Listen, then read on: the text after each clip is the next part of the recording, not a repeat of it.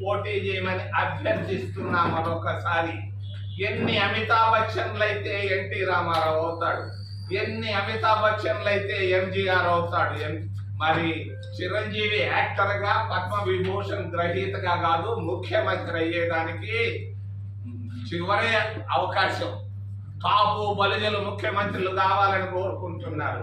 ఈ అవకాశం మీరు కానీ పోగొట్టుకుంటే ఇంకొక 10 సంవత్సరాల్లో కాపు బలిజలు ముఖ్యమంత్రులు కాలేదు. మీరు చిరంజీవి గారు వచ్చి తిరుపతిలో పోటీ చేయి, నేను గెలిపిస్తా, నామినేషన్ వేసుకో, 50,000 ఓట్లతో గెలిపిస్తాను. ఖచ్చితంగా మా పార్టీలో షర్మిలమ్మ వీళ్ళందరూ ఉన్నా కూడా నేను అందరినీ కన్విన్స్ చేసి చిరంజీవిని ముఖ్యమంత్రి చేసేదానికి ముందు వస్తానని తెలియజేస్తూ మిమ్మల్ని అందరినీ చేతులెత్తి ప్రార్థిస్తున్న ఒక పాట. ఆ పాటను 3 నిమిషాలే ఉంటుంది, దయచేసి వినండి. ఆ తర్వాత 100 ప్రశ్నలు అడగండి, నేను జవాబులు చెప్తాను. అయ్యా